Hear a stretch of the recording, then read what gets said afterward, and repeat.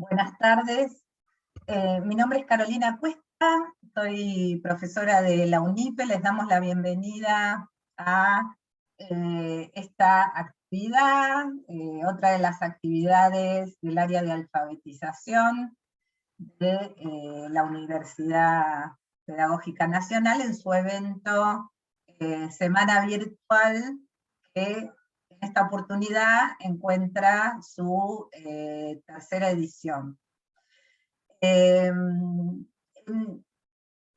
Quisiera primero, antes de presentar la actividad que, digamos, justamente cuyo nombre pone en relación alfabetización y alfabetización inicial en contextos de encierro, que, digamos, tiene que ver un poco con el sentido de todas estas actividades que estamos presentando, charlas, entrevistas, exposiciones, como en esta oportunidad nos van a ofrecer Camila Pérez y Luciana Morini, a quien ahora voy a pasar a presentar.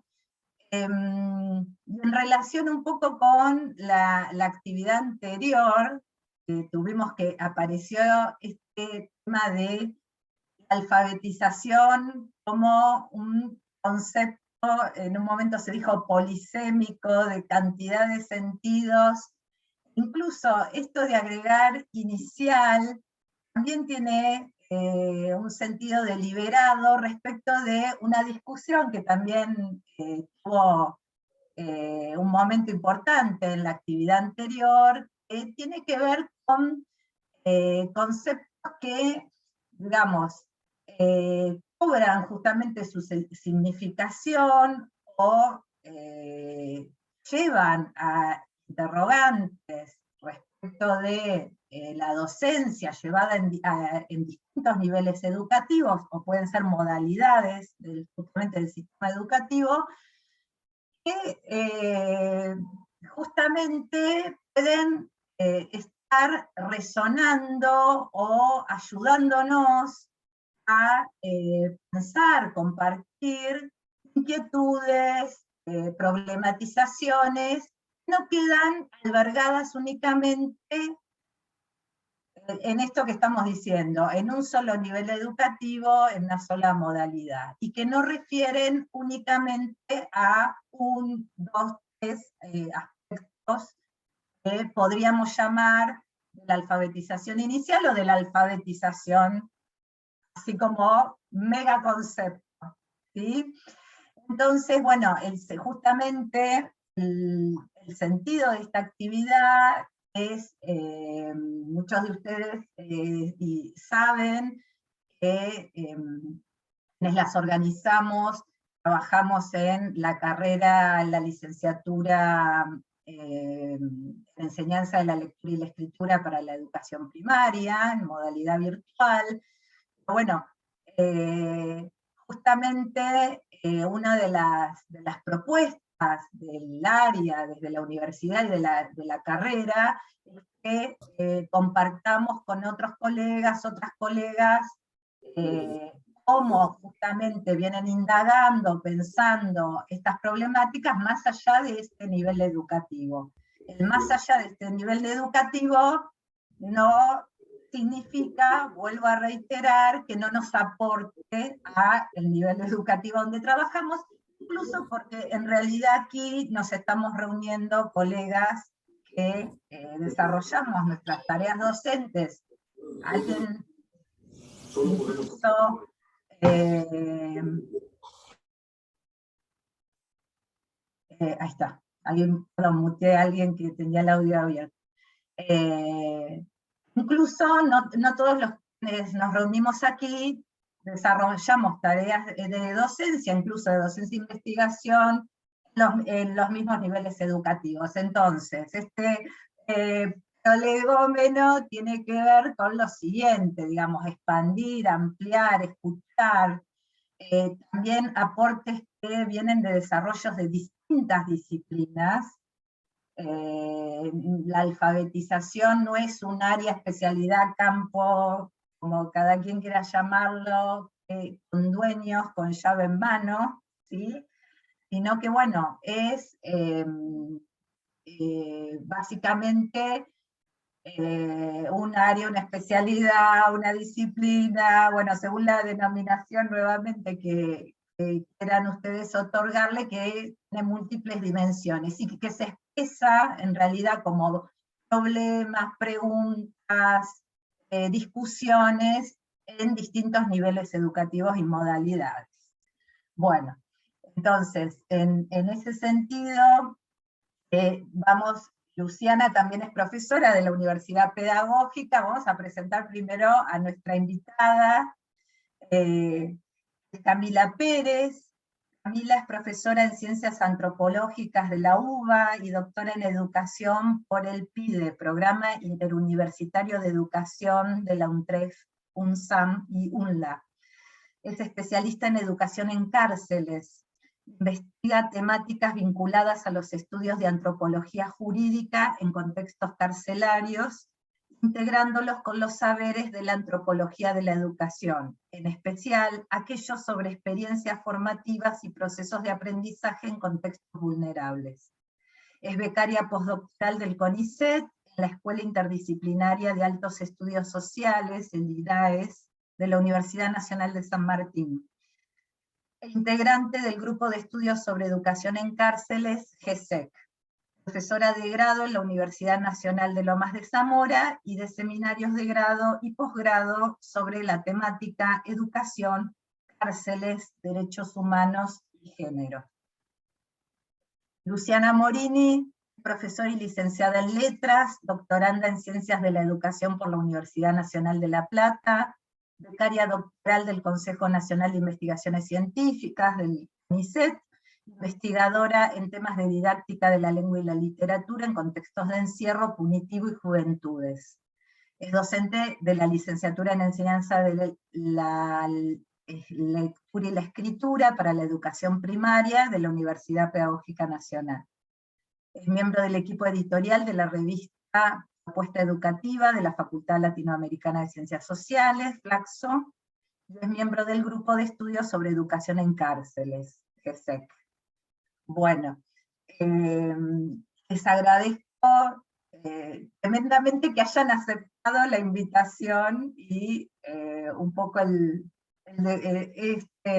también este desafío, me sale esa palabra, no sé, medio rimbombante, pero digo, esta cuestión de compartir la idea de que es importante, digamos, que todos los docentes podamos conocer la mayoría o la mayor cantidad de desarrollos que hay respecto de la enseñanza y, bueno, ustedes, sus investigaciones y sus desarrollos tienen una especificidad en particular que aporta, ¿sí? Que no significa que no pueda ayudarnos a quienes estamos en otras modalidades a pensar, digámosle, la alfabetización, ¿no? A ese concepto hiper amplio hoy por hoy.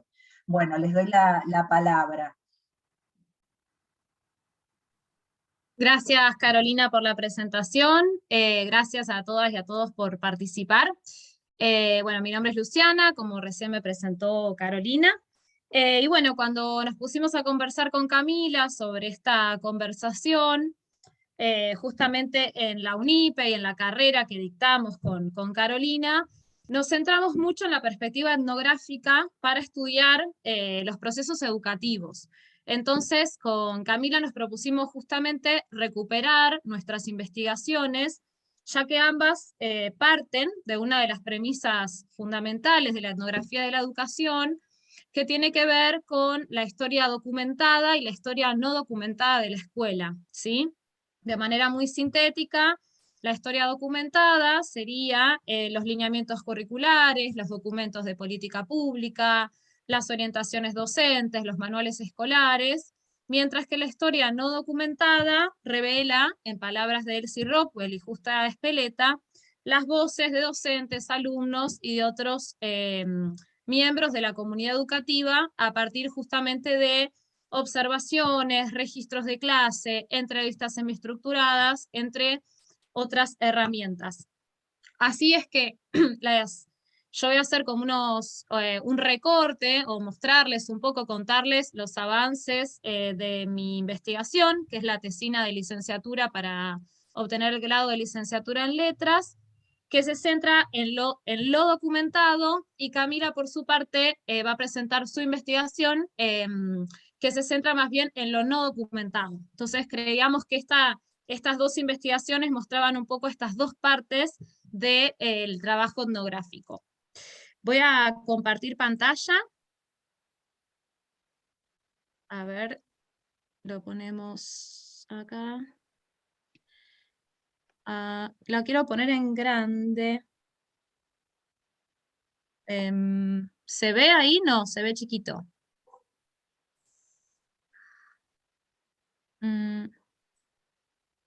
No. Bueno, ¿se ve así igual aunque esté chico o no? Tendría que...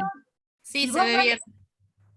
Se ve bien, pero si vas a la franja naranja de arriba y Ahí está. deslizas, ahí está, bueno. Ahí está. Bien. A ver, mostrar video pequeño. Ahí está. Bueno, como les comentaba, yo les voy a presentar entonces algunas partes, ¿no?, de esta investigación que se llama Dominancias en la producción reciente argentina, sobre lectura, escritura y experiencias formativas con la literatura en contextos de encierro punitivo. El recorte que hago de este corpus es del año 2001 a el año 2020. Como comentábamos, se centra en la historia documentada, porque compone una sistematización de los desarrollos nacionales, ya sean académicos, de divulgación, de política pública, reconocidos como producciones de la didáctica de la lengua y la literatura, o como reflexiones eventuales, ¿sí? Es decir, algún artículo que se publica de manera suelta, quizás en alguna revista, y esa persona no necesariamente realiza quizás una gran investigación o una tesis en la temática. Sobre estas últimas 2 décadas, específicamente en el contexto de nuestro país, que abordan la educación no formal y no formal en sus variantes de talleres de lectura, de escritura, de gestión de bibliotecas, así como otros trabajos que analizan los escritos de las personas privadas de la libertad desde una perspectiva de los estudios culturales. Al mismo tiempo, este corpus en el cual nos basamos, lo consideramos una muestra representativa de la totalidad de producciones que versan sobre esta temática, ¿no?, sobre lectura, escritura, literatura en contextos de encierro, porque permiten ir viendo ciertas dominancias, ciertos conceptos que se van reiterando en unas producciones y otras, ¿sí? Hay unos modos de trabajo que se reiteran, unos sistemas de referencias, unos marcos teóricos, unas perspectivas que se reiteran en estos trabajos.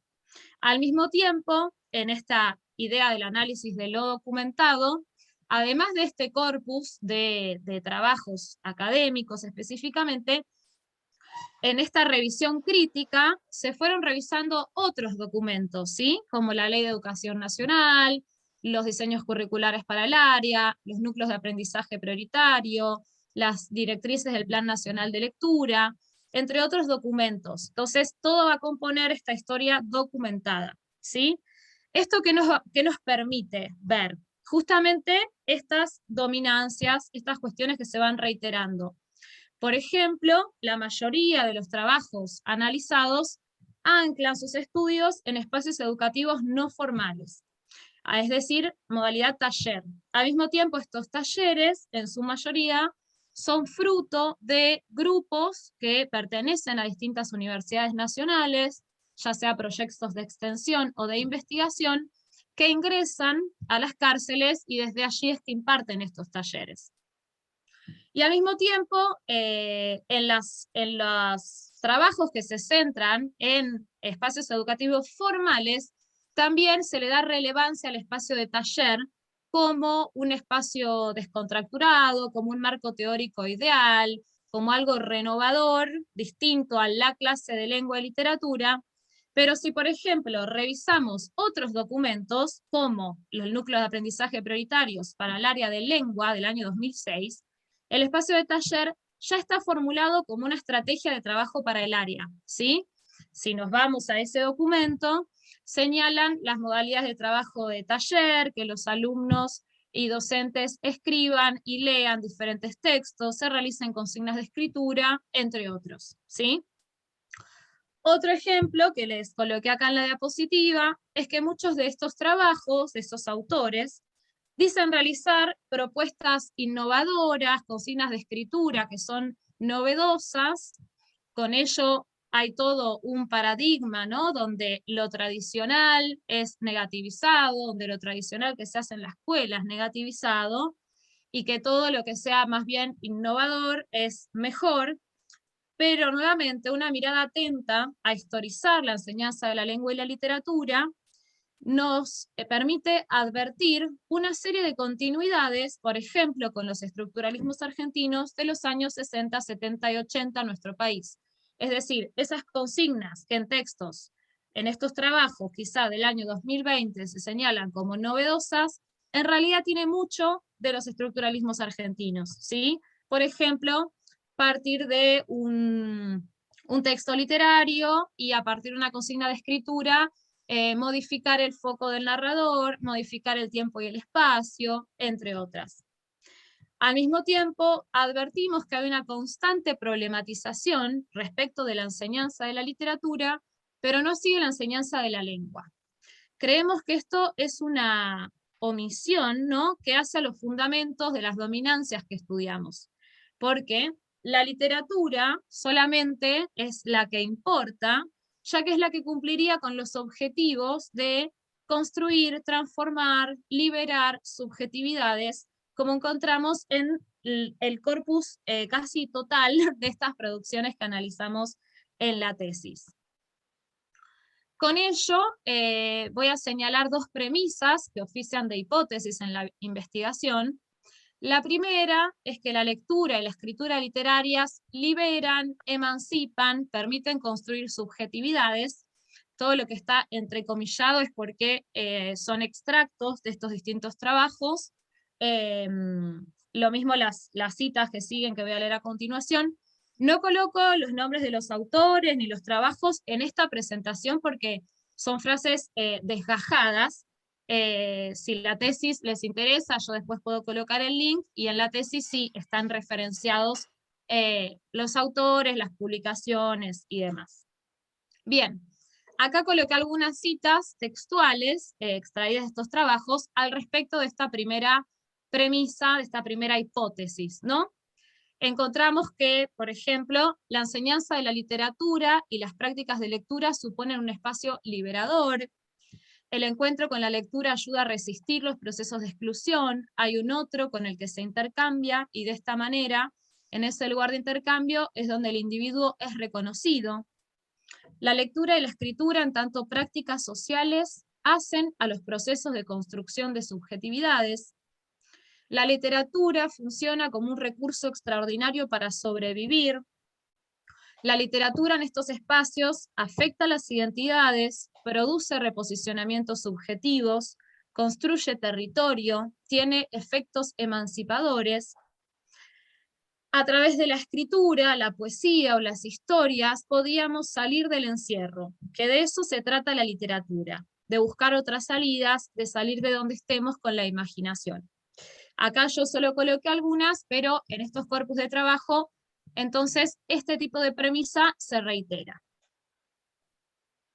La segunda premisa que oficia a modo de hipótesis es que la lectura y la escritura literarias alfabetizan, pues se entiende alfabetización como apropiación de la cultura letrada, ingreso o acceso a universos culturales más amplios. Acá nuevamente coloqué algunas citas. La lectura abriría un espacio compartido, habilitando el diálogo entre universos culturales diferentes, posibilitando una especie de evasión de ese contexto de encierro. Esta diferencia entre el adentro y el afuera, a la que nos hemos referido, que es muchas veces una diferencia de clase, de nivel de educación formal, en definitiva, como ya dijimos, de capital simbólico, implica en la práctica que los coordinadores valoramos los textos producidos adentro, en la cárcel, a partir de parámetros que traemos de afuera, de la facultad y otros espacios de formación. En el correr de los encuentros, sin desaparecer totalmente, esta asimetría se va desdibujando y es notorio que los estudiantes que asisten hace más tiempo al taller y por ende acreditan un capital significativo de producciones y lecturas, se constituyen en voces tan autorizadas como las de nosotros. Otro trabajo, se destaca la relevancia del taller de escritura en cuanto a valor de la biblioteca abierta y la promoción a la lectura o a la escritura, pues encontrarse con la literatura habilita el derecho al acceso a los bienes culturales que fueron vulnerados. La última es un pedazo, una cita en realidad de mi tesis, lo que está entrecomillado son palabras de la autora, porque la cita en sí era muy extensa.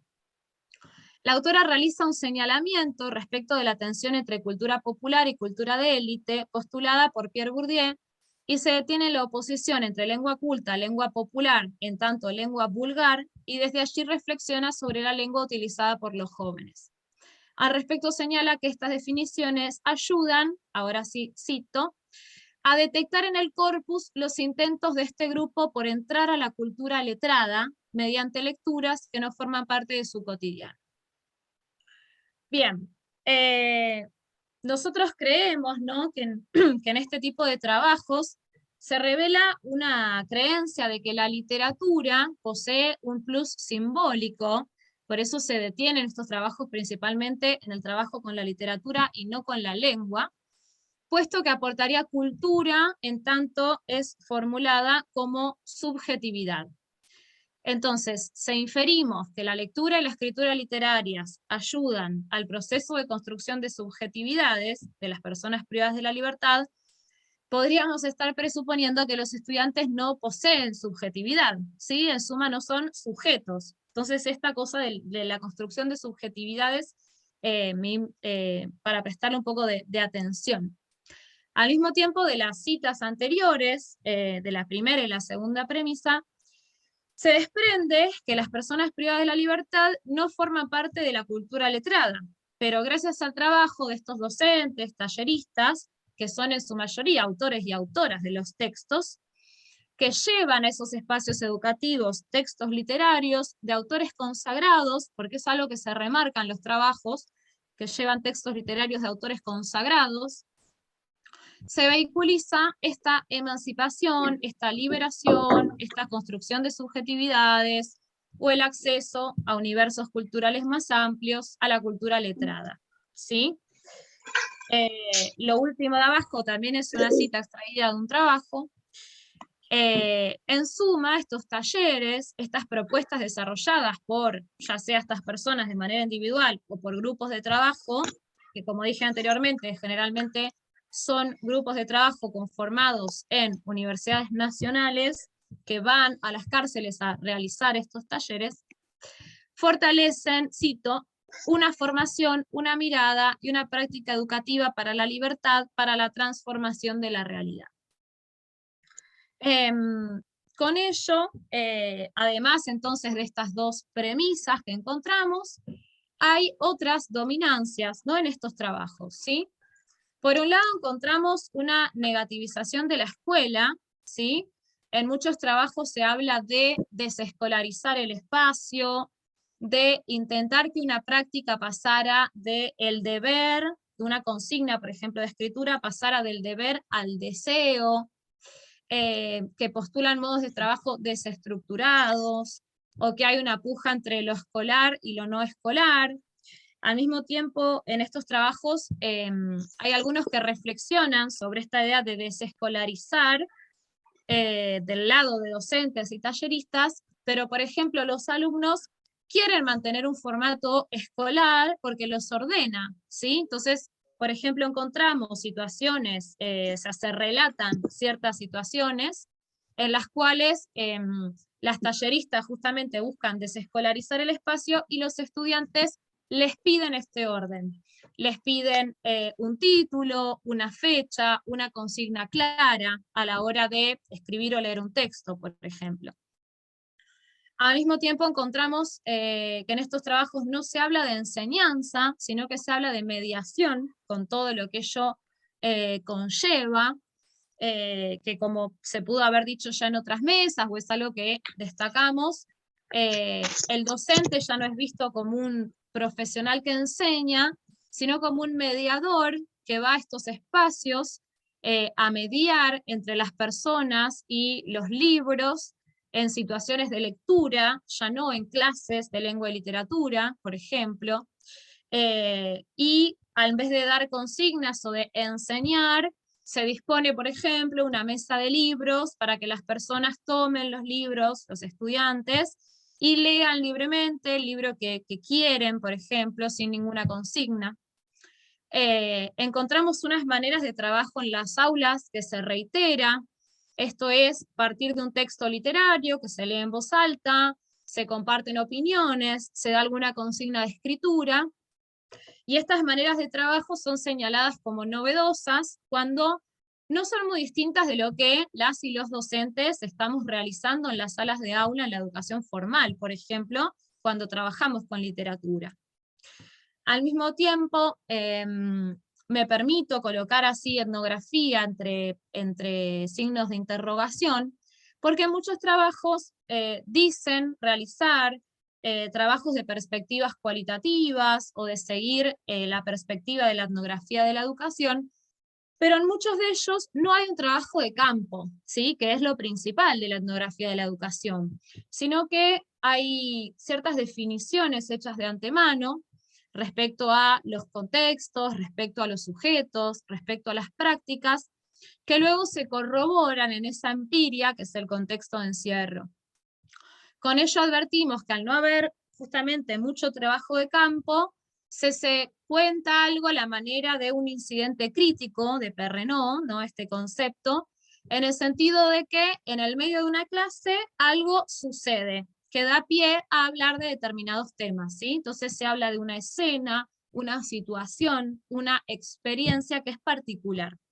Por ejemplo, en uno de los trabajos se está desarrollando una clase de lengua y literatura en un espacio educativo formal, y a la docente le caen unas hojas de un poema, que no se dice qué poema es, y los alumnos las toman y comienzan a intervenir el poema, a colocar palabras encima, subrayar y demás, y eso da pie a la autora para hablar de que la literatura posibilita la construcción de subjetividades, que los alumnos se apropian de los textos, de dejar que se apropian libremente de los textos, entre otras. Al mismo tiempo advertimos unos modos de trabajo que son en algunos, ¿no? Trabajos, no en todos, direccionados. Esta es una categoría que colocamos como para tratar de definirlo. ¿Por qué un modo de trabajo direccionado? Porque en estos trabajos muchas veces se va a estos territorios, a estos espacios, se llevan lecturas, ¿no? Como veníamos diciendo, y se realizan consignas de escritura que buscan que estos estudiantes escriban un determinado producto. Por ejemplo, en un trabajo se señala que los jóvenes estaban escribiendo en primera persona, porque anclan fácilmente en la primera persona, entonces que para los próximos encuentros llevaron otros materiales en tercera persona para ver cómo operarían, utiliza esa palabra, ante este cambio de narrador. O, por ejemplo, en otro trabajo, también con jóvenes en contexto de encierro, en centros cerrados para jóvenes con causas penales, se está escribiendo una novela colectiva que va tomando mucho de las vidas reales, biográficas de los estudiantes. Entonces, como puntapié para que los estudiantes escriban de ellos mismos, un poco ficcionalizado, un poco real, llevan materiales todos asociados a sus consumos culturales, ya sean libros, canciones, videoclips, poesías, y al mismo tiempo llevan un montón de poemas escritos por personas que pasaron mucha parte de su vida privadas de la libertad. Entonces, como que se busca que las personas a partir de esos estímulos, podríamos decir, escriban de determinada manera o escriban un determinado producto. Que esto tampoco iría con las premisas de la etnografía de la educación, que justamente va a ir a observar, y luego de observar, uno ahí genera ciertas, entonces, categorías, no con estas definiciones de antemano. Y por último, para ir cerrando, señalamos que en estos espacios, al igual que en las escuelas del medio libre que componen nuestro sistema educativo, advertimos un encastre, este es un concepto de Carolina Cuesta, de perspectivas dominantes en la didáctica de la lengua y la literatura, como lo son la perspectiva sociocultural y la psicogenética, hoy referenciada en el enfoque de prácticas del lenguaje en nuestro país, a la que se le suma la perspectiva de la educación popular, en tanto práctica política emancipadora. Por en muchos trabajos destacan seguir algunas de estas líneas, por momentos las mixturan, y a su vez la educación popular, porque sería un poco la que posibilitaría estas prácticas educativas un poco más liberadoras, ¿no? Entonces, por último, señalamos que tanto la perspectiva sociocultural como la psicogenética, respecto de la formación de lectores, siempre de literatura, en ningún trabajo analizado se lee otra cosa que no sea literatura, confluyen en las afirmaciones sobre llevar adelante mediaciones que hagan a que los y las estudiantes realicen libremente sus lecturas o autónomamente, en pos de que construyan subjetividades, siempre en la creencia de que la literatura propicia dichos objetivos, en la presunción de que todo lector, nuevamente de antemano, se haya atrapado en estos modos de leer que son escolares y que los limitarían en cuanto a aperturas de pensamiento, aperturas culturales. Serían estos otros modos de leer literatura, con consignas más libres, con consignas mediadas, ¿sí?, los que producirían entonces la construcción de subjetividades, la liberación, la toma de la palabra, la toma de la voz, entre otras frases que fuimos encontrando en estos trabajos que se reiteran.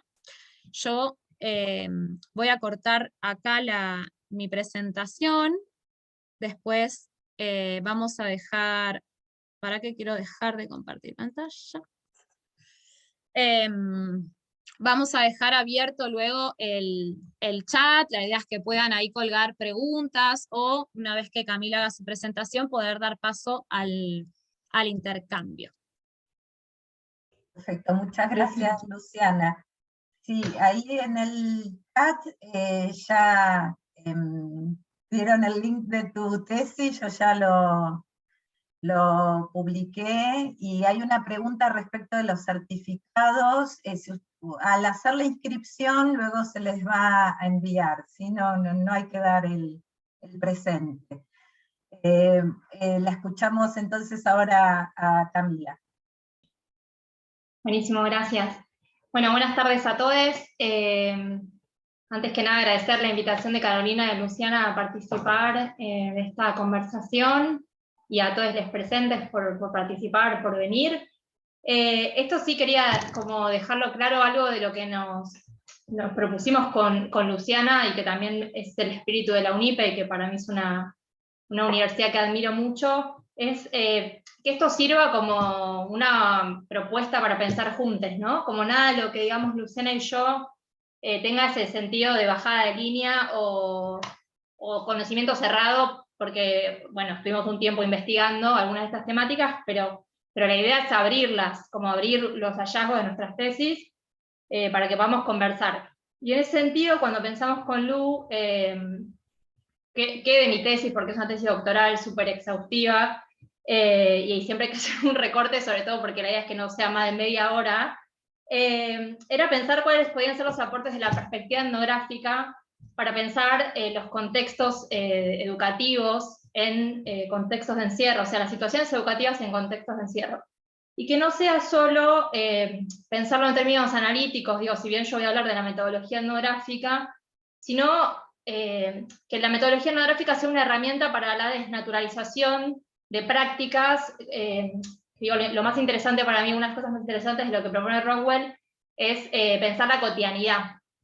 Y eso implica un extrañamiento, ¿no?, de nuestra vida, mucho más en instituciones que tenemos tan naturalizadas como las escolares. Entonces, un poco la propuesta de mi exposición ahora brevemente es abrir la conversación en este sentido. Pero sin dudas esperando que después de este momento haya un intercambio para que podamos seguir pensando. Lu, no sé si querés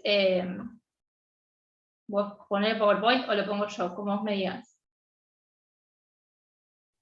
Si querés lo coloco, si vos tenés la opción, colocalo y lo vas pasando a tu ritmo. Vale. ¿Te da la opción de compartir? Sí, sí.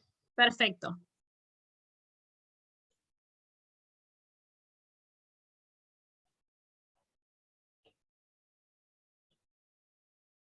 Entiendo que es ahí. ¿Ahí lo ven en pantalla completa? Sí, perfecto. Genial. Bueno, esta idea que la hablaba Lu al principio, ¿no? Que decíamos, bueno, cómo hablar de lo documentado y de lo no documentado, y por qué entonces a mí me toca como esta parte de lo no documentado, ¿no? Bueno, yo hice una tesis, bueno, se hizo una etnografía, mi carrera de grado es antropología, y eso implicó que fui durante un año a un taller de alfabetización que sucedía en la unidad penitenciaria 47, en una cárcel que gestiona el servicio penitenciario bonaerense dentro de un complejo penitenciario donde hay 3 unidades penitenciarias. Como parte de los resultados de mi investigación, me interesaba como documentar los aprendizajes que yo observé durante ese año en este taller, sobre todo esta categoría que ahora voy a proponerles, que es la de experiencias formativas y aprendizajes situados que observé o que comprendí habitando ese espacio, ¿no? Habitando entre comillas, porque obviamente yo iba 2 veces por semana 4 horas, ¿no? Esto también para pensar cómo se hace como una experiencia etnográfica en contextos de encierro, y también para pensar como las complejidades, digo, escuchaba a Lu y pensaba, aún así el contexto es tan hostil que muchas veces para los talleristas hasta es difícil escribir una producción al respecto, digo, hay una complejidad en el contexto que sin dudas nos interesa traer a la conversación para pensarla, ¿no? Para pensar las situaciones de alfabetización. Pero bueno, la pregunta que guía mi investigación, o el objetivo, era pensar cómo se articulaban los procesos reflexivos y formativos que se proponían desde el espacio educativo con el contexto generalmente, principalmente, regulador y disciplinador que caracteriza la vida carcelaria. Esto, yo no sé si ustedes ven, sí, ahí está. Bueno, esto es un mapeo de iconoclasistas, lo traigo simplemente para ubicarlos contextualmente, digamos, dónde está ubicado el complejo penitenciario, que sería esta franja, en la localidad de San Martín, digamos, específicamente José León Suárez, que es al fondo del municipio, y alrededor, digamos, del complejo penitenciario están estos barrios, que son los barrios más vulnerables del territorio, y acá está lo que se llama las montañas de basura del SEAMSE, digamos que es el depósito de los residuos de la capital federal y de gran parte del conurbano, con lo cual estos barrios y también el complejo penitenciario están sobre terrenos rellenados de basura. En este lugar, más de 1.500 personas por día, digamos, cirujean, tratando de obtener algo para vender o para comer, y varios investigadores, entre ellos graduados del CUSAM, porque, bueno, ahora les cuento, pero el centro universitario tiene la carrera de Sociología y Trabajo Social, y hay varios compañeros que se recibieron de sociólogos, y otros investigadores que trabajan en la región, proponen que la cárcel se constituye metafóricamente y literalmente como un escenario de posibilidad, como un horizonte, ¿no? Sobre todo quienes trabajan en las escuelas de los barrios, y también destacan que no es casual que gran parte de la población que se encuentra privada de la libertad en este complejo penitenciario provenga de estos barrios. Bueno, esta es como la mirada visto desde arriba, están las 3 unidades penitenciarias. En la unidad penitenciaria 48, que es esta, es donde se encuentra el Centro Universitario de San Martín, y esta es la 47 donde yo hice mi investigación. El Centro Universitario de San Martín surge en el 2008 por requerimiento de las personas privadas de la libertad, que escribieron cartas a la universidad, escribieron a varias universidades, obtuvieron respuesta de la Universidad de San Martín, que se involucró en este proyecto, y una de las cosas que pedían al principio, sobre todo, era herramientas para alfabetizar a sus compañeros, porque entendían que las personas que estaban más expuestas eran las personas que no sabían leer ni escribir. Y esos talleres que se iniciaron en ese momento, donde la universidad se comprometió a dar herramientas para alfabetizar, pero a delegar en estas personas que estaban formando el ejercicio docente. Entonces, los alfabetizadores están privados de su libertad, digamos, no son personas de la universidad las que van a alfabetizar. Y eso es parte, desde que surgió este proyecto, es parte del proyecto. Entonces, bueno, yo me inserté en ese año, digamos, eran 5 alfabetizadores, y más o menos circulaban en el taller alrededor de 150 personas privadas de la libertad. Ahora voy a explicar un poco esto de la circulación. Pero primero me interesaba recuperar un poco qué entendíamos por perspectiva etnográfica y en qué consiste esto de la perspectiva etnográfica, sobre todo trayendo a esta autora que mencionaba Lu recién, Elsie Rowell, que es historiadora, antropóloga mexicana, y que ha hecho enormes aportes a la metodología, digamos, a consolidar lo que entendemos en América Latina, al menos por etnografía, y también a los estudios de antropología de la educación. Bueno, y ella es la que dice esto, ¿no? Que la etnografía puede entenderse como un proceso documentado o no documentado. A mí algo que me sirve en este sentido para pensar qué es una etnografía tiene que ver con entenderla como un documental. Pero en vez de ser un documental filmado, digamos, yo siempre lo pensé como un documental escrito. Entonces, la sensación es que las personas que lo lean tienen que tener la sensación de que estuvieron ahí. Y bueno, dice que la base de este proceso es el trabajo de campo, esto que decía Luciana, que es como un requisito para nosotros, y que en general, digamos, lo que se dice es que no debe ser menor a 4 meses para poder realmente entender lo que está pasando, como muchas veces cuando hacemos una inmersión más breve en la localidad en la que queremos trabajar, no llegamos a entender o a hacernos preguntas quizás más complejas, y como consecuencia en este trabajo de campo lo que hacemos es escribir registros y diarios, ¿no? Como nuestro material. Lo que ella dice es que la información que obtenemos es por estar constantemente observando e interactuando con las personas de la localidad, y que el registro y el análisis de esto es lo que plantean los retos más difíciles para nuestra estrategia de investigación, digamos. Bueno, ella en el texto La experiencia etnográfica, historia y cultura en los procesos educativos, que es del 2009, propone unos rasgos de la etnografía que me gustaría como sintetizar brevemente. Bueno, el primer rasgo es este, ¿no? ¿Qué hace la etnografía? Esto de documentar o no documentado la realidad social. Y allí, un poco, la etnografía que es como la metodología de la antropología, y que históricamente se caracterizaba por estudiar la alteridad, la otredad de los pueblos originarios en su primer movimiento colonizador, digamos, como disciplina. A partir del siglo XX, digamos, cuando hace como un replanteo y una revisión hacia nuestras propias sociedades occidentales, y empezamos a observar procesos de nuestras propias sociedades, ¿qué es entonces lo no documentado? Y esto ya lo dijo también Lu, que tiene que ver con lo familiar, lo cotidiano, y ella dice, es la historia de los que han logrado la resistencia a la dominación y la construcción de movimientos alternativos, pero también es el entramado real de los intereses y poderes de quienes dominan. Es aquella parte de su propia realidad que nunca ponen por escrito. Y esto en mi tesis es bastante claro, por un lado porque el taller de alfabetización de cara al campo de exterminio, que son las cárceles de la provincia de Buenos Aires, funciona como un espacio de resistencia vital, o funcionó como un espacio de resistencia vital, y en este sentido es una experiencia de resistencia. Y por otro lado, porque ahora vamos a ver cuando doy un ejemplo sobre alfabetización jurídica, también da cuenta de algunas condiciones estructurales vinculadas a intereses y poderes, en este caso del servicio penitenciario, o de los servicios penitenciarios, y del Poder Judicial principalmente. Entonces un poco como este juego, ¿no? Sería algo que tiene que ver con documentado o no documentado. Después el segundo rasgo tiene que ver con cómo lo hacemos, y esto que les decía de la descripción densa, que permita a los lectores situarse en el lugar, y también porque eso permite como conservar la riqueza de las relaciones que se producen locales.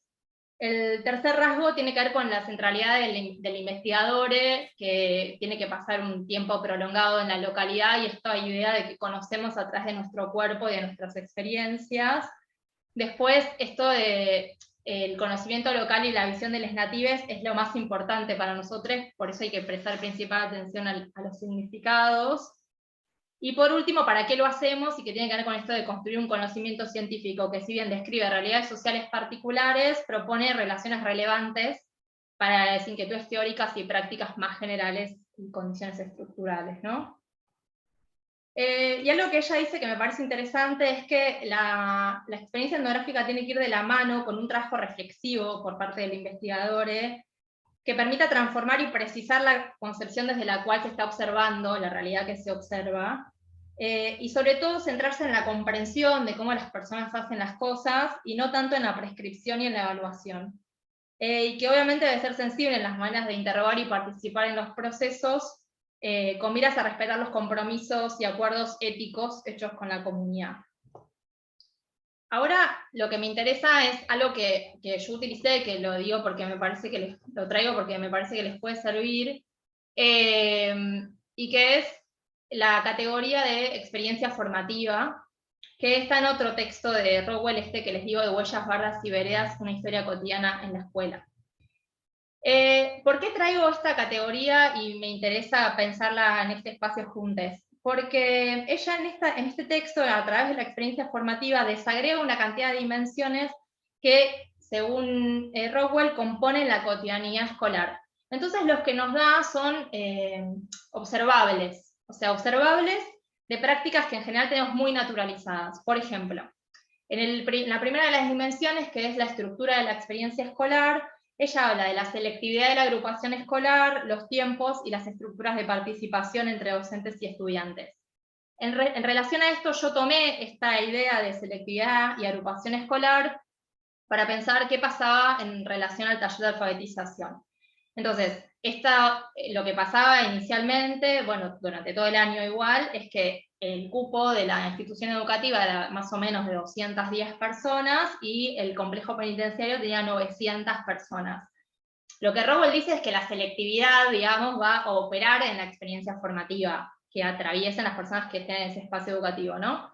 Entonces, bueno, claramente, digo, si había que seleccionar 210 personas porque había esos cupos, quien gestiona, digamos, esa selección eran los agentes del servicio penitenciario, y ahí lo que pasaba era que se convertía en un beneficio o un premio venir a ocupar una silla del espacio educativo, precisamente porque es un requisito que los jueces exigen a las personas privadas de la libertad, la educación, para poder avanzar en la progresividad de la pena, ¿no?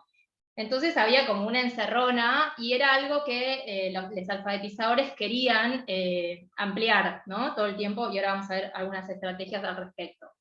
Por otro lado, el taller se convertía en un espacio de disputa entre esto que son dos, o sea, ocupar una silla, que todo lo que está entre comillas son categorías nativas, digamos, esto de la disputa entre violines y chorros también, digamos, son clasificaciones estereotipadas y polarizadas que caracterizan los contextos de encierro, pero que, bueno, sin embargo, operaban fuertemente en el espacio educativo porque, digamos, en este criterio de selección de quién venía a la escuela, lo que se priorizaba era, de acuerdo a lo que explicitaba el servicio penitenciario, que por motivos de seguridad venían las personas que se comportaban bien. Y en general, las personas que se comportaban bien estaban enmarcadas, digamos, dentro de lo que o sea, en esta división estereotipada, tenían más que ver con las causas vinculadas a la agresión sexual, o a esta construcción de este estereotipo. Y entonces, si eso se priorizaba, las personas que estaban en pabellones de población, que eran en general a los que se les adjudicaban las causas de delitos contra la propiedad, no van a la escuela. Entonces, lo que trataban de hacerles alfabetizadores era sumar ellos venían de pabellones de población, trataban de sumar a personas más jóvenes y a estos grupos, ¿no? Y para eso, un lugar donde se condensó, digamos, toda esa disputa fue en la lista de asistencias del taller de alfabetización, precisamente por cómo se sumaba y se daban de baja a las personas en este ritmo que tenía de altas y de bajas, pero que es un ritmo que en general tiene la cárcel, digamos, y que obviamente impacta en el espacio educativo, y que tiene que ver con los ingresos y con los egresos que son constantes, pero además con que la persona puede darse de baja porque consiguió trabajo, o porque ya no quiere venir al taller, o porque algún agente del servicio penitenciario le prohibió por algún motivo de seguridad seguir viniendo.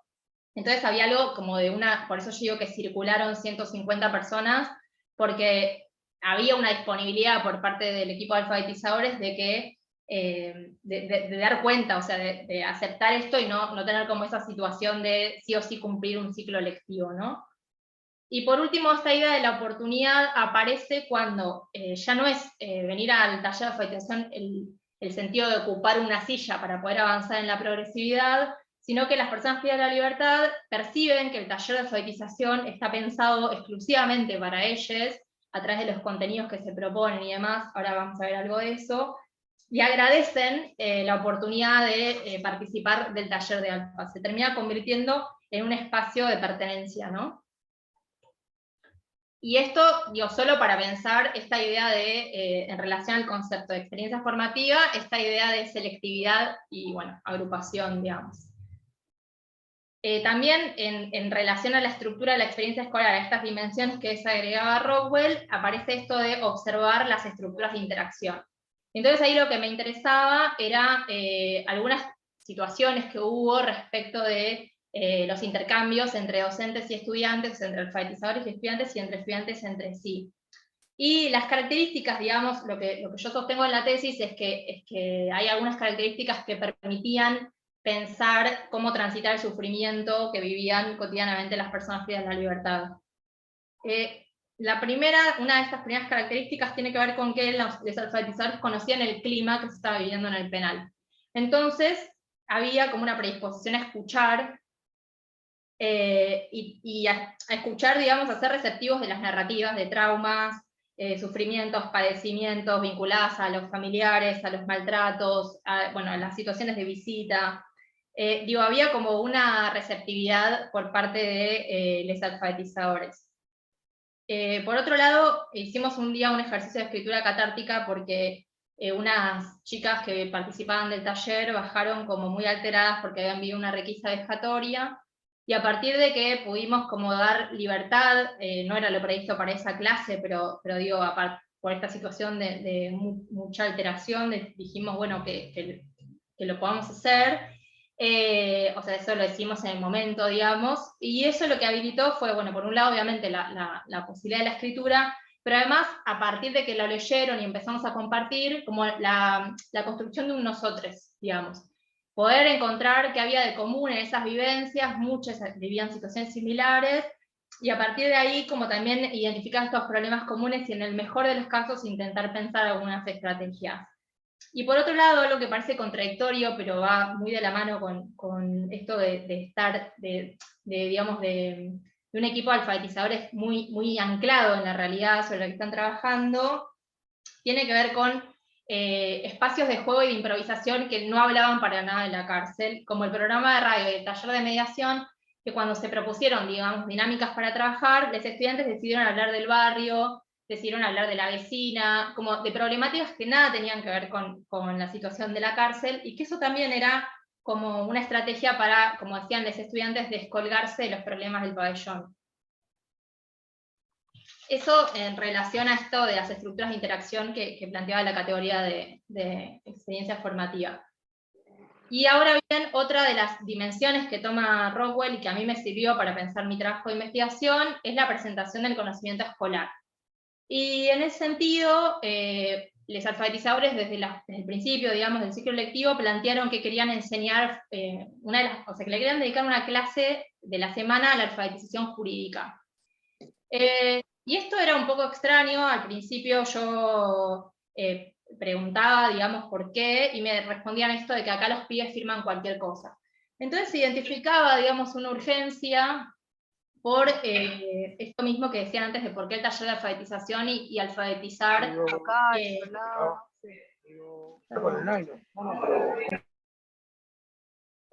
Sí, bueno. Bueno, esta idea de alfabetizar porque era urgente para que las personas, bueno, aprendieran a leer y escribir, pero también aprendieran, en este sentido, algo del lenguaje jurídico, o sea, y sobre todo que no firmaran cualquier cosa. Y entonces ahí lo que hago en la tesis un poco es reconstruir en qué situaciones las personas firman cualquier cosa, y es porque realmente es como compulsivo, ¿no? Por ejemplo, en la tesis describo cómo llega una persona a un penal, y todo lo que sucede, todas las secuencias que vive, y bueno, obviamente en ese transcurrir tiene que firmar cosas que probablemente no se ponga a leer. Y por otro lado, por la opacidad del lenguaje jurídico, ¿no? Entonces, hay algo que reconstruyo que tiene que ver con cómo había dos alfabetizadores que eran los expertos en derechos, a los que más sabían de este lenguaje, y eran los que enseñaban los escritos judiciales, y cómo ellos aprendieron estos escritos. En uno de los casos tenía que ver con participar del centro universitario, y cómo ellos van adquiriendo, digamos, las posibilidades de construir estos escritos, y que estos escritos les permitieran, de acuerdo a lo que me dijo uno de los alfabetizadores, poder tener herramientas y no ser pisoteados ni por el servicio penitenciario y tampoco por lo judicial, también para que sepan sus derechos a un pronto despacho, a una audiencia de carácter personal y sus beneficios, a una transitoria, a un cambio de régimen y así sucesivamente. Yo no tenía idea de nada tampoco hasta que fui tomando conocimiento de esas cosas. Bueno, claro, no es extraño pensar por qué las personas privadas de la libertad no entienden nada de derecho, porque básicamente la media de la población no desconocemos, digo. De hecho, a mí lo que me pasa en las clases sobre los escritos judiciales es que yo obviamente formo parte del estudiantado, porque tampoco conocía esos escritos, y me sorprendo, digamos, de algunas fórmulas del lenguaje judicial, como por ejemplo vuestra excelencia, y algunos formatos que me parecen como absolutamente descabellados para el momento histórico que vivimos, ¿no? Pero bueno, de eso se trata también hacer etnografía, ¿no? Como de estas cuestiones que uno observa solamente porque pasa mucho tiempo en el campo y suceden estas cosas. Y esta idea de dejar de ser un número, que es un poco lo que la cita que mencionaba de Santiago, dejar de ser un número de legajo para poder tener una posibilidad de interpelar a un juez, y muchas veces no era interpelar a un juez desde un lugar de la denuncia, como yo hubiera esperado inicialmente, sino un lugar de esto, de la demanda de un derecho, ¿no? Que en general es desconocido. Bueno, entonces lo que un poco les quería compartir era esto, cómo la categoría, esta experiencia formativa en estas mínimas dimensiones que les mencioné, me permitió reconstruir los procesos observados y analizarlos, y bueno, la idea es que ahora podamos como pensar, digo, por ejemplo esto, ¿no? Como una pregunta por los contenidos, una pregunta por las interacciones entre estudiantes y docentes, una pregunta por la selectividad y la agrupación. Bueno, la idea es que podamos seguirlo pensando juntos a partir de las preguntas de ustedes. Gracias. ¿Ya? Ahí está. Muchas gracias, Camila. Bueno, estaba mirando el chat. Lo que tuvimos son consultas organizativas, el pedido del link de la tesis de Luciana. No sé si alguien quiere comentar, preguntar. Si lo quiere escribir en el chat, yo lo levanto.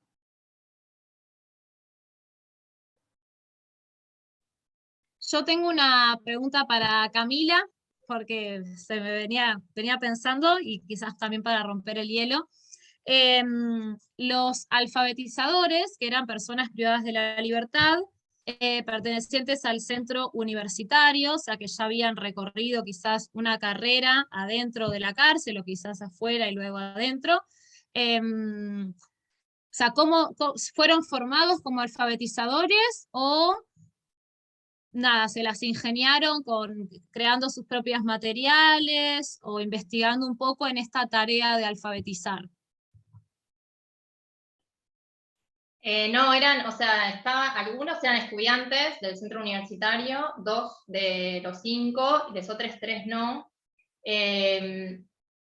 Y bueno, una de las alfabetizadoras, pues nosotros dividíamos el grupo, como eran como 70, lo dividíamos en quienes no sabían leer ni escribir, y entre quienes ya sí sabían un poco, y sobre eso trabajábamos otros contenidos.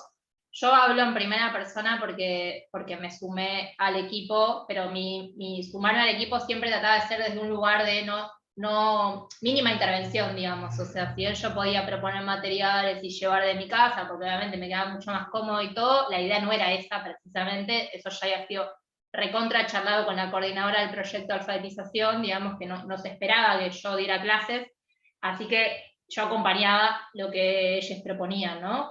Y no llevaba cosas, excepto que me pidieran explícitamente como algo en particular. Pero bueno, entonces, como hubo algunas clases que hablamos de conceptos, o sea, yo estaba en el grupo de las personas que sí sabían leer y escribir, entonces ahí trabajábamos, bueno, esto, uno de los alfabetizadores es locutor, entonces propuso armar un programa de radio y también estaban con esto los escritos judiciales, como yo creo que proponían cosas que ellos sabían y que sabían que eran útiles, y después en el otro aula donde estaban las personas que no sabían leer y escribir, había una compañera que su hermana era maestra, entonces le había pedido como manuales y tenía bolsos con materiales que había conseguido, que eran muy buenos y que en general las veces que participé, o sea, nada, ellos elegían los manuales y se trabajaban algunas cosas. Y había una psicopedagoga que acompañaba, digamos, entonces cualquier consulta más específica respecto al proceso le consultaban a ella, sobre todo de ese grupo. Para mí igual o sea, yo digo, hay como una exigencia quizás por el aprendizaje, pero también había una cuestión vinculada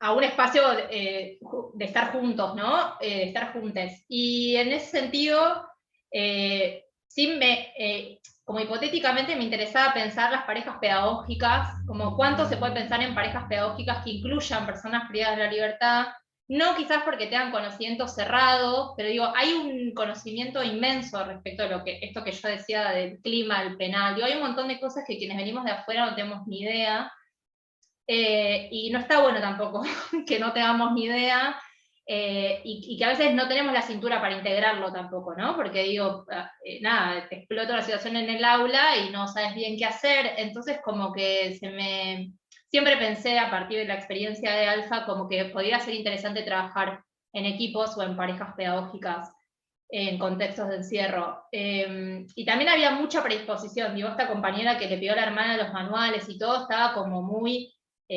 o sea, no estudiaba magisterio, pero no podía, pero digo, se le iba todo el deseo en eso y realmente les escribía a mano, porque no había fotocopiadora ni nada, armaba tipo para cada estudiante actividades para que se llevaran al pabellón, 5 hojas por cada pibe, o sea, era como un trabajo artesanal y una dedicación que tenía que ver con que ella ahí también se encontraba en un rol y en una posición, pero también eran muy interesantes las charlas que tenían respecto de esto, como de cómo los retaba respecto de la oportunidad, respecto de poner límites, como que digo, no era una cosa obsecuente, ¿no? Como, o una permisibilidad, sino que se entendía también esto, la oportunidad, este espacio, ¿no? Y el cuidado por el espacio, pero bueno, sí, era como, es un desafío para mí, para las instituciones educativas, sobre todo por el nivel de rotación que tienen las personas que participan, todo el tiempo estar volviendo a construir los límites, volviendo a explicar como el cuidado del espacio,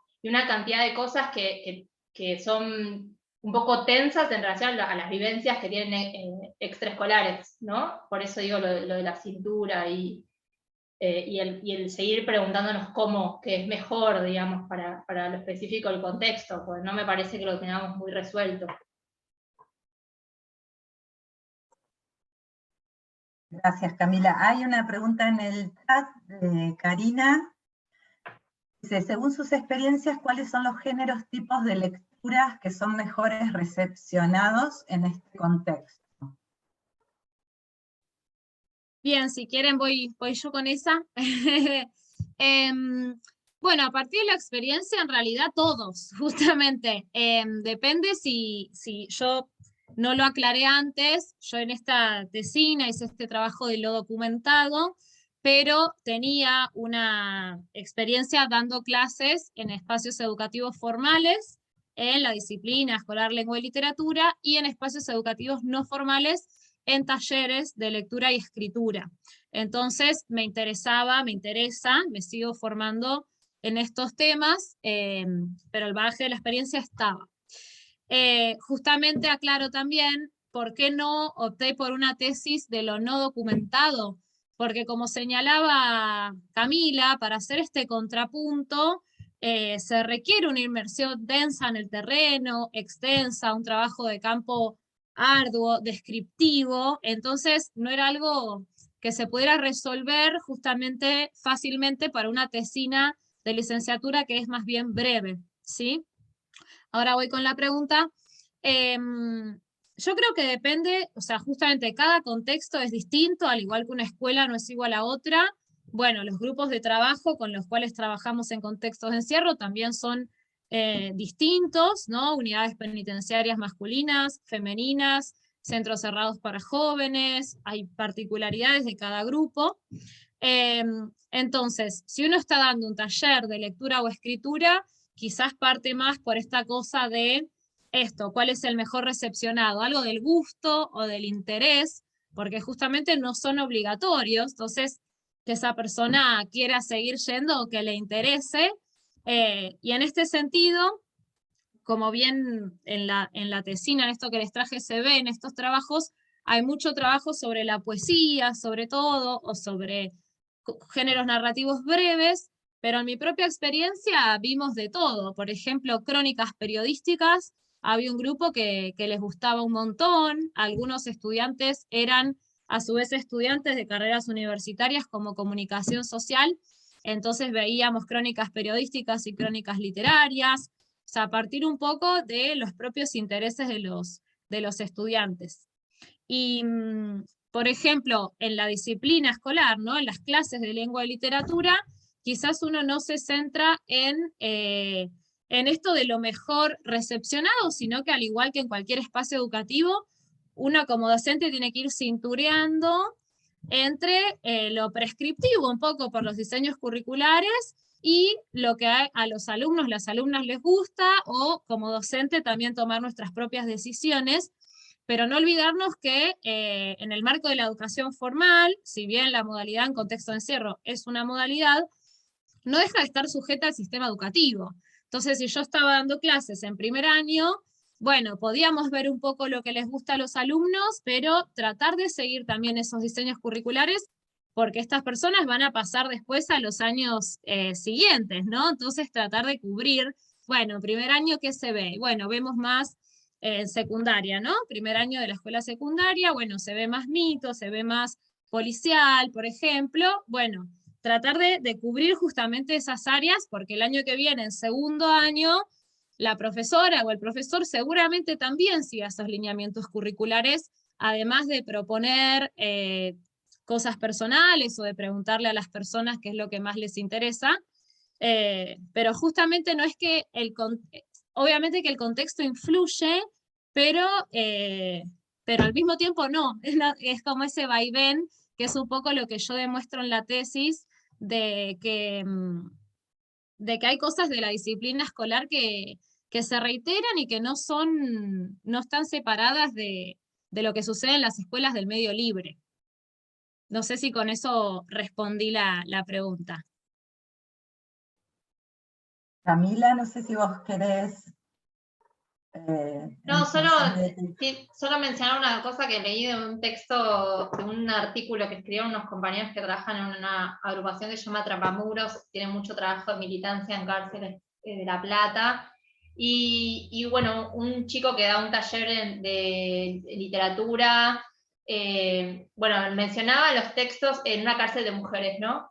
Y había algo de la búsqueda de construir una intimidad que no siempre es posible, por esto que yo les decía de los ritmos, es muy difícil construir una intimidad, pero bueno, a veces funciona, y en su caso trabajaba con mujeres, un grupo pequeño, y bueno, en el texto él cuenta que leía literatura como que para mí era súper fuerte, por ejemplo, Las malas de Camila Sosa Villada, Come Tierra, o en una cantidad de textos muy nuevos que hablan de situaciones de mucha violencia contra las mujeres, y cuando él presentó una ponencia, cuando le preguntamos cómo hacía eso, porque para mí era como, no puedo creer que lleves este tipo de textos a la cárcel, porque como que me parece el colmo de ya viven un montón de situaciones de violencia, tipo encima un texto que es recontra violento, y él me dijo como que usaba una estrategia que tenía que ver con leer en voz alta, como cada una iba leyendo un pedazo, como, obviamente digo, había un piso de confianza, ¿no? Ya construido, pero digo, algo que yo no me hubiera animado jamás a llevar, tipo un texto de ese tipo, como que yo me daba cuenta que a él le había funcionado súper bien porque, bueno, rápidamente iba al hueso, ¿no? De un montón de situaciones de violencia y generaba un espacio para también compartir y hablar de eso, pero a la vez estaba esto de, bueno, una estrategia que era como ir leyendo en voz alta entre todas, entonces tampoco era que se leía el texto en soledad o como que se leía juntas, ¿no? Y se iba armando como, bueno, estamos todas compartiendo esta narrativa en este momento, solo lo menciono porque me pareció súper interesante. Bueno, sí, yo también tengo miles de preguntas. Sí, claro. No, es que sí, por supuesto que es muy interesante porque en esto que yo comentaba al principio de están las especificidades, las particularidades, pero también de pronto lo que nos resuena, esto de, vos desde la antropología valorás lo de leer en voz alta, pero al mismo tiempo, y en el caso que estudiás de los textos jurídicos, aparece ahí esta cuestión de, digamos, no en los textos jurídicos. En el caso de los textos jurídicos, esto de eso que vos decís decías que es útil, ¿no? Que tiene interés, que tiene sentido ahí para aquellos que se están alfabetizando, y en el caso de la literatura, que es una de las revisiones ahí que hace Luciana también en su tesis, son otras concepciones de literatura, cuando se dice, bueno, lo que nos permite la literatura justamente es irnos como a otro lugar, a otro mundo posible, ¿no? Y eso es lo que hay que hacer, hay que sacarlos y sacarlas a otro mundo, ponerlos en otras ficciones, etcétera, y eso se vuelve casi un principio didáctico, ¿no? Entonces, no, es súper interesante lo que nos estás aportando, porque yo también, quienes estamos formados en literatura, de pronto también estamos atravesados desde la formación de origen por ciertas concepciones, y creo que eso en parte es todo lo que recupera Luciana, ¿no? Y que nos traigas ahí un ejemplo también de, lo podemos pensar en términos de campo, del trabajo de un colega.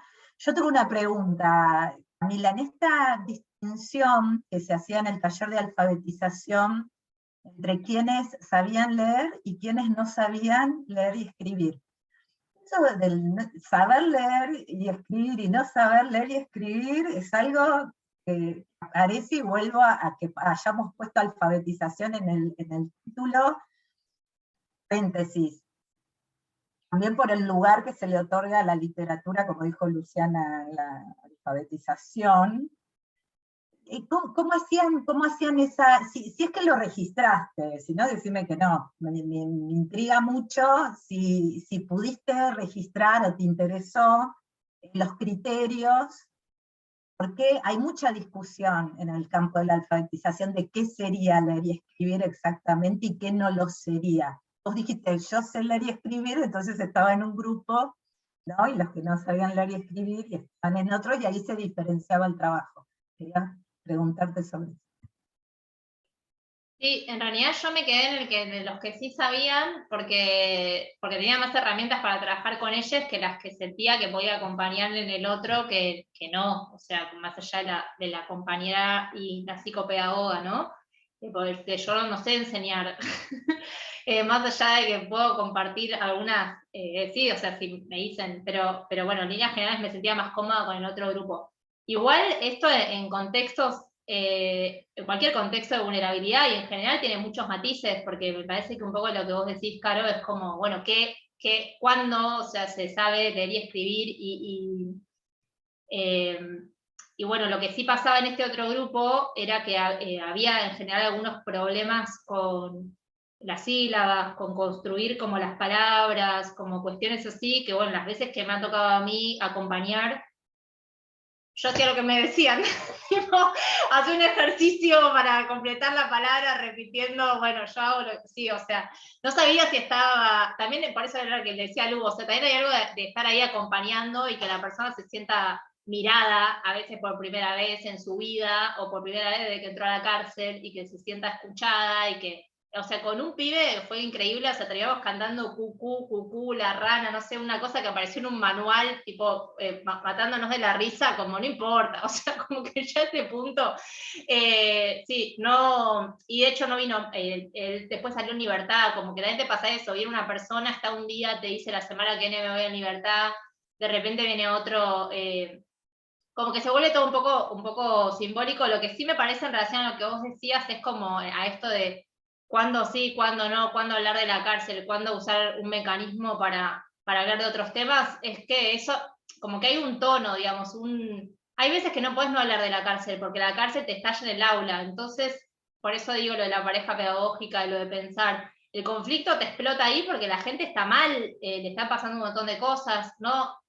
Digo, quizás alguien puede tratar de no tomar eso. Yo no puedo, los alfabetizadores muchísimo menos, porque hay una decisión política de que esto sea situado, ¿no? O sea, no de una cosa enajenada. Entendería, digo, si hay docentes, compañeras y compañeros docentes que no lo pueden abordar, porque también, o sea, por eso propongo lo de la pareja pedagógica, porque también hay algo de abordar eso en soledad, viniendo de afuera y sin entender demasiado, que, bueno, más allá del postítulo docente, de educación con contextos de encierro y demás, me parece que yo lo que planteo, una de las cosas que planteo en mi tesis es que la escuela, la cárcel, tiene que ser una institución que trabaja en red y que se construye territorialmente, porque si no, no puede quedar como una isla, ¿no? No puede quedar como una institución varada, precisamente por la complejidad del espacio en el que trabaja. Entonces, también tiene que trabajar en equipos institucionales, o sea, no puede no funcionar el equipo institucional del espacio, porque ahí ya queda, eso digo, el docente isla, no, pero no son la cárcel, digo, para mí en todos los contextos de extrema vulnerabilidad, no, hay algo de no, se te va de control, digamos, porque es mucho más de lo que puedes abarcar, más allá del contenido, la propuesta pedagógica que tengas y que la propuesta sea recopada, digo, tiene demasiados altibajos, hay muchas otras cosas complejas operando, y yo no lo recomiendo, o sea, pienso que sí, que tiene que ser desde la pareja pedagógica, y si no, y si eso no es posible, porque obviamente no soy, o sea, entiendo que no nos asignan todavía parejas pedagógicas, bueno, hay que ver la forma de construirlas, o sea, como sorteando las cuestiones institucionales, digo esto, como trabajar en equipo institucional, contactarte con tus compañeros, ver la forma, como eso, poder pensarlo juntos, como que no sea que cada aula se... Porque sí hay algo esto, ¿no? De que todo el tiempo entender, para más allá de la propuesta que vos tengas, que sea recopada, entender qué está pasando en ese lugar, en ese momento. Lu. Me sumo acá solo con un breve comentario al respecto de esto que decía Camila. En ese sentido, destacar la riqueza de este encuentro, por ejemplo, como el que estamos teniendo ahora, que no sé si hay alguien que trabaje en contextos de encierro justo interesada en la mesa, quiera comentar algo más que invitadas, invitados. Pero bueno, pensemos que hay un montón, ¿no?, de docentes trabajando en solitario, ¿no?, en lo que es la educación primaria en contextos de encierro, lo que es la educación secundaria en contextos de encierro, además de todo lo que compone a la universidad, que quizás, como yo les expresé, es donde hay más producción. Si uno busca producción sobre estas temáticas, generalmente son personas que pertenecen a universidades nacionales y que dan talleres o hacen investigaciones o participan de proyectos de extensión e investigación, pero hay todo un mundo que hace a lo que es la educación formal, ¿no?, de primaria y secundaria, que hay muy poco uno busca artículos o investigaciones y hay muy poco, lo mismo en cuanto a la formación docente en estos espacios. Estaba el postítulo, que creo que ahora no sé si no está más, no sé si estoy equivocada, pero bueno, eso, falta muchos espacios de encuentro para maestras y maestros que trabajan en estos contextos, para docentes de escuela secundaria, espacios justamente de intercambio, de formación, o mismo de producción, ¿no? A partir de esto, de un llamado a comunicar quizás alguna experiencia desde lo que hace a la educación formal, ¿no?, a la escuela, eso quería decir, que justamente en este trabajo de relevamiento bibliográfico que yo realizo, si bien lo hago recortado a la enseñanza de la lengua y la literatura, puede ser de un montón de áreas. De todos esos trabajos solamente encontré 2 que hablaban de la escuela, ¿no? De enseñar lengua y literatura en las escuelas de contexto de encierro. Todos los demás eran sobre talleres. Entonces, bueno, empezar a darle visibilidad a estos espacios que forman parte del sistema educativo y que no quede quizás como algo totalmente aislado o algo eventual, cuando, bueno, lamentablemente sabemos que en nuestro país, y principalmente en la provincia de Buenos Aires, los índices de personas detenidas son muy, muy altos, y más allá de los cupos, bueno, muchas de esas personas se están educando en contextos de encierro, entonces hay muchísimas maestras y maestros dando esa tarea en estos contextos tan complejos. Solamente eso que quería aportar. Gracias, Luciana. Bueno, leo unos aportes que aparecen en el chat. Karina nos decía, bueno, muchas gracias, como Gente y Cuentos de Sara Hirschman, la lectura grupal en voz alta. El aporte apareció cuando Camila contaba de esta experiencia de trabajo del colega. Y también nos aportó que el postítulo al que refería Luciana no se está dando. Y Adriana nos dice, la alfabetización en contextos de encierro muestra que la alfabetización es una marca de ciudadanía, leer con autonomía la ley y el texto como derecho, y como señala Daniel Link en la lectura Una vida. Bien. Tendríamos que estar cerrando, ¿sí? No sé si alguien quiere comentar algo más.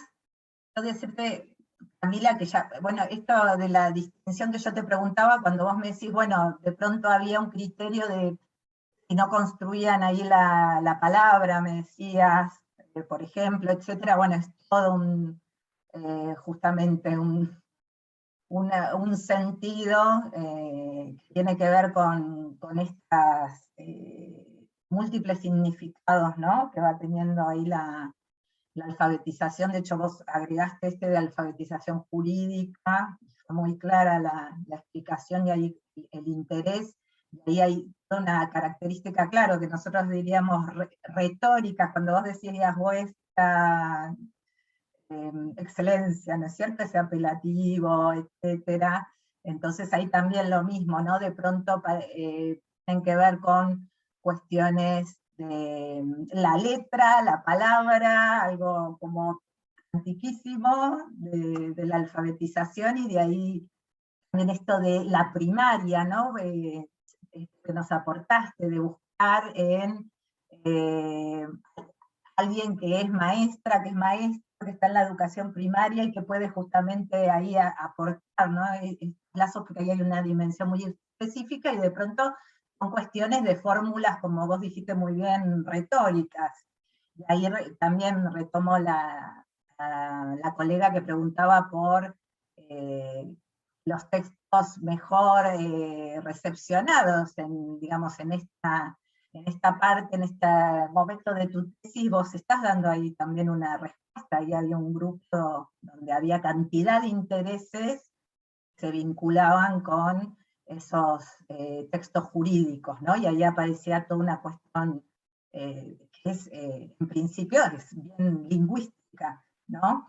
Entonces, bueno, es interesantísimo. Sí, agrego un segundo una anécdota respecto de eso, porque en realidad ellos en el pizarrón escribían todo el escrito judicial y ponen B corta E, entonces yo pienso que se equivocaron, levanto la mano, le digo al alfabetizador, Juan, ahí dice B corta E, tipo, está mal, como, y él me dice, no, está bien, Cami, vuestra excelencia, o sea, él me lo dice en voz alta, yo empiezo a gritar en el aula, como ya me conocían y todo, como, no, ¿cómo vuestra excelencia? Como me empiezo a reír, a gritar. Y al lado mío tenía a uno de los estudiantes y me mira y como que no podía creer que yo me sorprendía, como que no, era como, ¿por qué tan escandaloso vuestra excelencia? Y a mí no, o sea, para mí fue una escena paradigmática del trabajo de campo, porque fue como, yo no lo podía creer, como que ya me desbordaba los niveles de violencia, digamos, simbólica a ese nivel, como que ni yo sabía que era de corta E, y que estoy tipo en el máximo nivel educativo alcanzado, o sea, como era una cosa muy absurda y a la vez muy, muy violenta. Sí, sí, sí. Yo creo que nos aporta muchísimo todos estos momentos de tu investigación, eso que queda tras bambalinas, ¿no? del trabajo de campo, ¿no? Y bueno, volviendo a esto de la necesidad de las distintas disciplinas y justamente lo que podemos aportar, bueno, digamos, ocurre de ahí como lo mismo. Nosotras, Luciana, podemos, la formación etnográfica vino después de la formación de grado, etcétera, que sientas por ahí a veces esto de que no tenés formación, no sé, en alfabetización, pero no tenés, digamos, la manera, claro, de justamente documentarlo y de poder comunicarlo y pensarlo en estas dimensiones específicas que vos analizás, aporta muchísimo. Porque bueno, porque es así, digamos, es un campo también muy campo, área, especialidad, y lo mismo, ¿viste? Cómo lo llamamos, muy disputado también, ¿no? Por perspectivas, por disciplinas. Esto es algo que también ha aparecido en las otras actividades. Bien, acá tenemos Celeste, que nos cuenta que trabaja en la unidad 2 de Sierra Chica. No soy docente, me pareció muy interesante los puestos. Muchas gracias Celeste. Bueno, Sí, no nada, sé, de ahí si quieren quedar en contacto, si tenemos 2 minutitos para, no sé si quieren compartir los mails o, no sé, los les mails están pregunto. igualmente en la Ah, presentación, creo. A Camila incluyó el mail en la presentación. claro, Eh, lo que pasa es que se graba y tarda en subirse. De hecho, una de las los participantes, de las compartimos ahora. colegas, nos preguntó si podían compartir los PowerShop. Comenté que esto se graba y luego se sube al canal de YouTube. Pero por ahí están los mails, ¿no? Si se quieren tomar 2 minutos para... Sí, también mi tesis todavía está en un periodo de confidencialidad, se llama, que es a partir de que la defendés tenés 2 años para publicar artículos académicos, digamos, eso es una exigencia de la carrera académica, pero hay varios artículos subidos a internet que son como fragmentos de la tesis analizados. Está bien porque la tesis también es un montón, y entonces por ahora, o sea, hasta dentro de algunos meses va a seguir así como no disponible, No está en pero repositorio. no por 2 años. 2 años. 2 años para poder publicar los artículos científicos y que sean inéditos, porque hay algo de eso, de preservar, digamos, lo inédito de los hallazgos, que si subiera la tesis no podría. Entonces, sobre todo las revistas académicas que trabajan con los escáneres y demás, y hacen esto del autoplagio, que para mí es como una cosa bastante bizarra, pero bueno, o sea, son como las exigencias académicas. Así que, bueno, la tesis, por eso digo, no está disponible, por eso no pasó el link, pero sí hay varios artículos en internet, ponen en el buscador, en Google Scholar, y enseguida sale. Perfecto. Sí. Bueno, muchas gracias, muy buenos los saludos. Dice Adriana, fue muy enriquecedor que se presente este aspecto de la didáctica de la alfabetización. Es un gran desarrollo y muestra que hay mucho trabajo por hacer. Muchas gracias, sí. Muchas gracias por todo lo compartido. Bueno, entonces nos despedimos. Gracias, Camila. Gracias, Luciana. Gracias a ustedes que estuvieron participando y escuchándonos.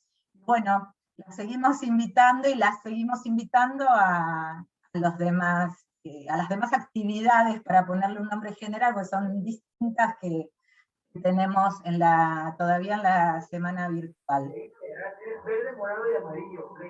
Bueno, muchas gracias a todas y a todos. Hasta luego. Gracias a la Nos UNIPE. despedimos.